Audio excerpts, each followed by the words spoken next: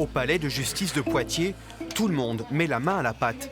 Même la première présidente de la cour d'appel et le procureur général. Alors, bonjour tout le monde. C'est super, écoutez, vous êtes les bienvenus, installez-vous. Mettez-vous peut-être par là-bas. On a des sujets qui sont très... Ce matin-là, un groupe de travail se réunit pour la première fois. Tous les métiers appelés à collaborer avec le juge.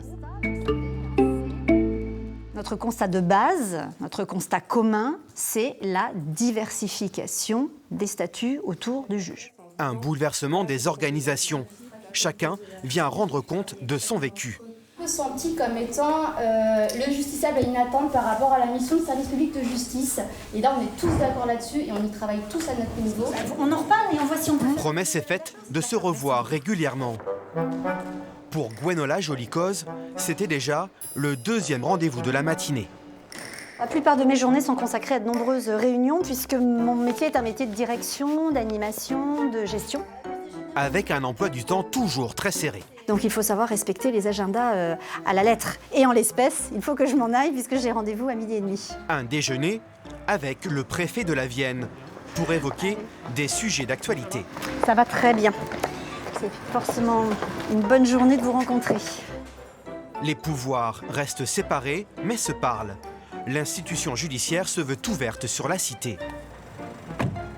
À son retour, Gwenola Jolicoz tient à nous montrer une de ses fiertés au dernier étage du palais de justice sur la liste de ses prédécesseurs.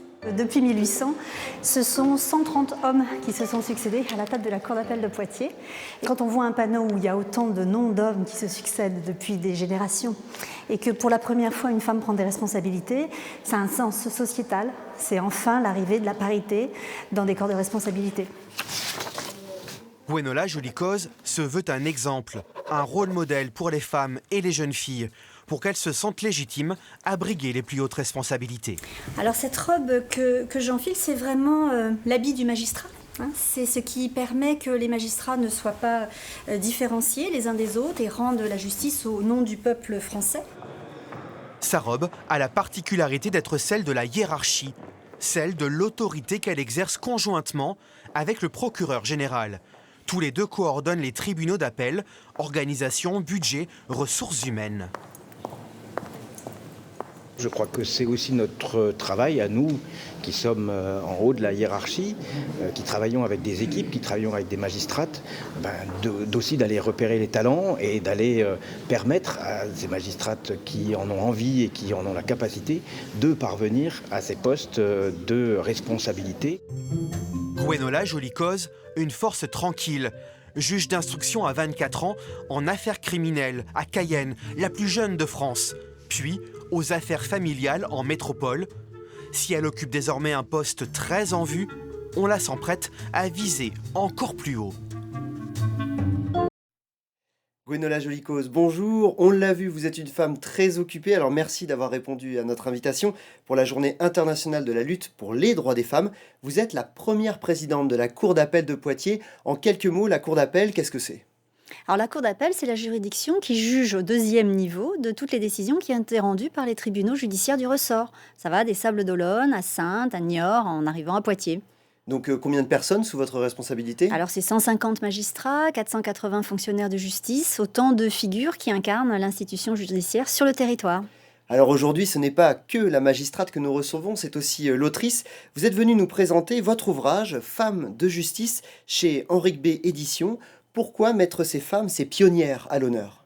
Il me semblait important de parler de ces femmes qui ont fait la magistrature depuis ses débuts. Vous savez, les femmes n'ont pu rentrer dans la magistrature qu'en 1946. Et donc, il était important de connaître la première femme magistrate dont tout le monde avait oublié l'identité et dont l'institution elle-même n'avait pas voulu garder la trace. Et on va donc redonner son nom, Charlotte Béquignon-Lagarde, première magistrate en 1946. Vous nous faites découvrir aussi dans votre livre, donc il y a la vie de 17 femmes de justice qui sont mises à l'honneur. Et il y a aussi Simone Rosès, la première présidente de la Cour de cassation. On la voit sur ces images, sur ces archives de février 1984. Au moment de son installation, Simone Rosès devient alors chef de la plus haute institution judiciaire de France. On l'écoute. On doit dire Madame le Premier Président de la Cour de cassation ou Madame la Première Présidente ? Eh bien, on doit dire jusqu'à présent, Madame le Premier Président, parce qu'il faudra, je crois, modifier un texte important pour que on puisse dire Madame la Première Présidente. On avait pensé pouvoir le faire, on s'est aperçu qu'il y a une disposition législative qui s'oppose à ce que pour le moment on dise autrement que Madame le Premier Président. Alors 40 ans plus tard, on a le droit de dire première présidente, Gwenola Jolikos? Alors non seulement je pense qu'on a le droit, mais il est indispensable de le faire. Parce que l'usage féminin du langage, c'est aussi lutter contre l'invisibilisation des femmes dans les postes de responsabilité. Mais vous faites quand même un peu figure d'exception, on va le voir au sein de l'institution, on va le voir avec 2 chiffres. 66% de femmes font partie de la magistrature en France, et pourtant 26% seulement de femmes candidates pour des postes à responsabilité comme le vôtre. Comment vous avez fait pour briser ce plafond de verre?